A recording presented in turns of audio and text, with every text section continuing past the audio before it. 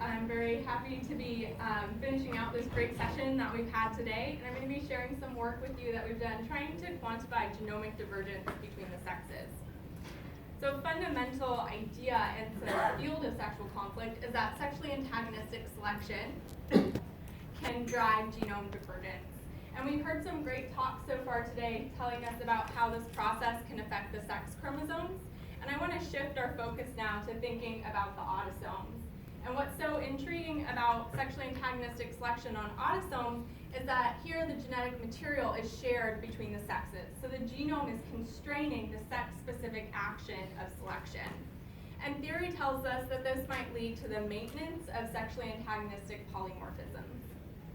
So recent work has gone about trying to quantify this effect by calculating a male-female FST. We've had a little bit of a primer into this today, but here's another example from the literature. So this is in the Gulf pipefish, and you're looking at linkage groups across the x-axis and male-female FST on the y-axis, and you can just see the extent as well as the magnitude of divergence that's being calculated between the sexes. So what processes could actually give us this signal of divergence? Well, we came up with 4, and these first 2 are both happening in the gametic phase, and they've been well talked about in the literature, so I'm not going to focus on those.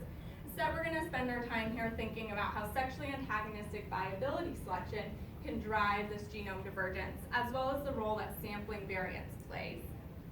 So how does sexually antagonistic viability selection work? Well, we're going to start with some zygotic pool, and selection is going to act to increase the frequency of the beneficial allele in males, as well as in females.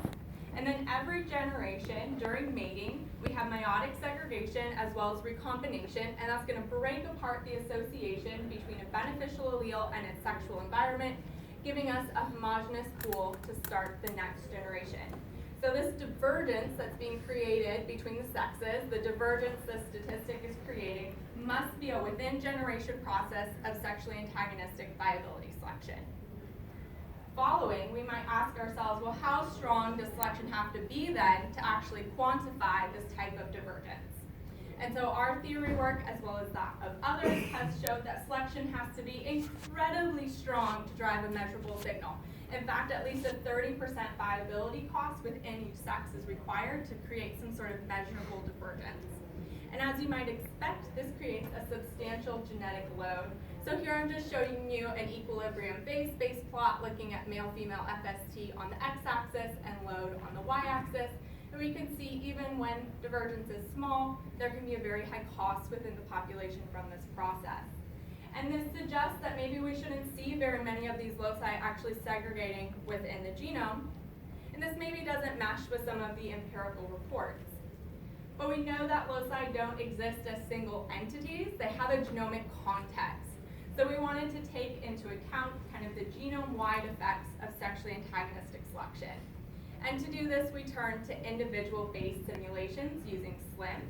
We ran 2 different models, a sexually antagonistic model with weak sexual antagonism, as well as just a neutral stochastic model. We did 25 independent replicates of each of these. And then after 1,000 generations of evolution, we can look at our summary statistics of FST and load. So first looking at FST, the neutral is in gray and overlaid in teal is sexually antagonistic. You might not tell there's 2 colors because they look exactly the same. And the mean is very, very small. And what's really important here is the tail of this distribution is very short. We have no large FST values coming out. And this supports what we see with our single locus theory. Also supporting our single locus theory is that the cost to the population is disproportionately high relative to divergence. So across the 25 replicates, there is a mean load of 22%. So again, this is a costly process. Now, of course, this is in a large evolving population, in this case 10,000 individuals. And this is not what empirical studies are using. They're having some sample from a population. So let's subsample our data to reflect the sizes that are typically being reported. So we subsampled to 100 individuals as well as 50 individuals with equal numbers of each sex. And there are 3 takeaways that I'd like you to get from this. First is that the means have increased by at least an order of magnitude in our subsample data. as well as the tails of these distributions. You can see we got quite high FST values now. And importantly, there's no difference still between our neutral and our selected models. So what this means is that we can't distinguish noise from true signal when we're subsampling. Sampling variance is masking our ability to find true signal. So if we want to go into the genome and actually empirically test whether we have a sexually antagonistic locus and be confident in that, we need incredibly high power. What is our ideal data set then? Maybe I won't tell you. There we go. Our ideal data in our mind is to have very high quality genomic information with a known sex determining region. This is going to be important. And sample sizes in the tens to or hundreds of thousands. And it turns out these data exist in the form of human biobanks.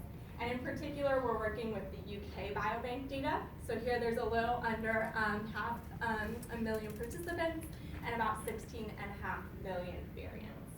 So I'm very excited. I have preliminary data to show you today. So briefly, the methods that we're going through. We're doing a genome-wide association for sex, as well as calculating that male-female FST. We're controlling for a number of factors, but I want to highlight in particular that we're controlling for genetic sex, as well as batch effects. And again, these are preliminary data, so I'm going to show you right now has not been PCA corrected for population structure, but that's running as we speak. All right, so let's look at our GWAS.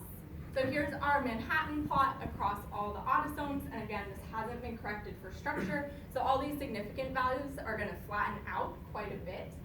But you will notice there are a number of highly significant SNPs here. That's maybe exciting. Let's look at what these are. So here's a list. Here's our top 10 most significant SNPs that came out. And we're going to do one more round of quality control. We're going to blast the sequence around these SNPs back against the genome and do a gut check. And it's quite shocking, because here we can see that in 8 of these 10 SNPs, there's very high sequence identity to a sex chromosome over a very large portion of the sequence. So this means that either during the sample preparation or actually aligning these reads, that there's a very high probability these are false positives because some of those sex chromosome reads are aligning to that autosomal region, skewing our allele frequencies.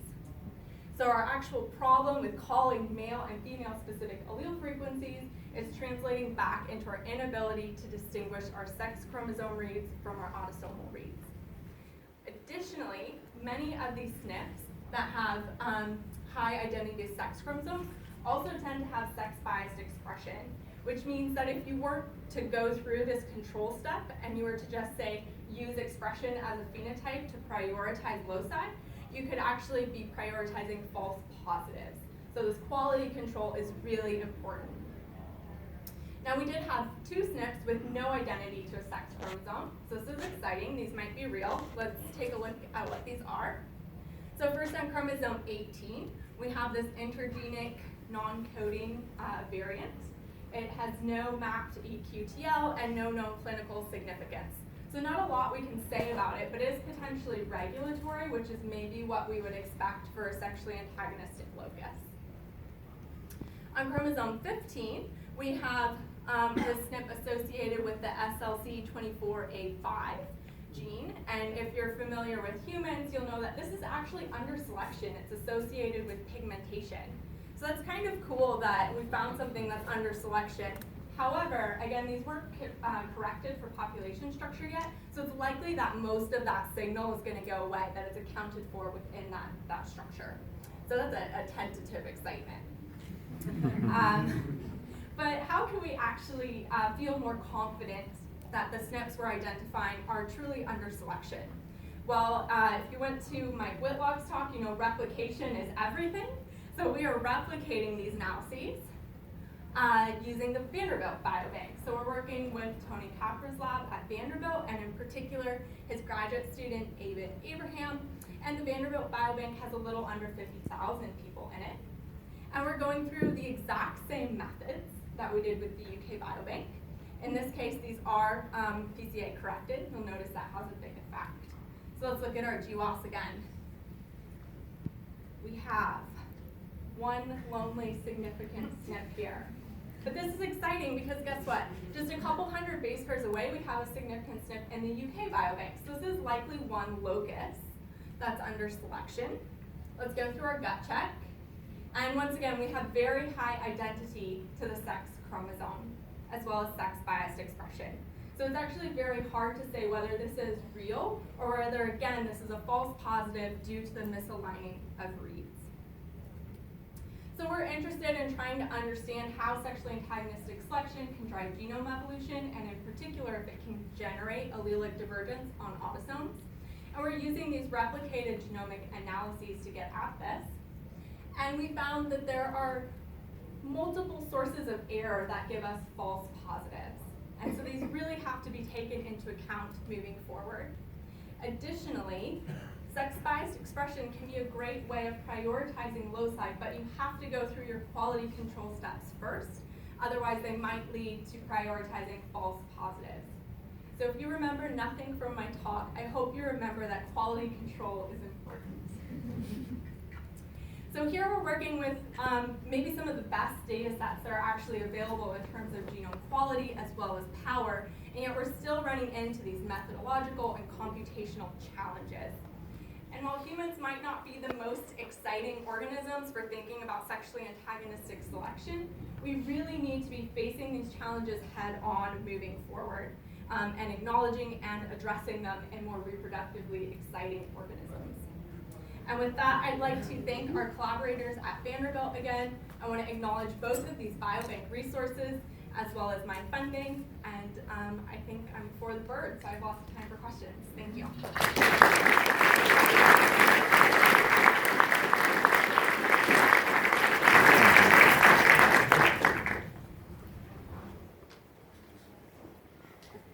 Would you expect to see, like, with the data you have for humans, you still expect there to be really large selection coefficients for those sides of the uniform? Would you expect to see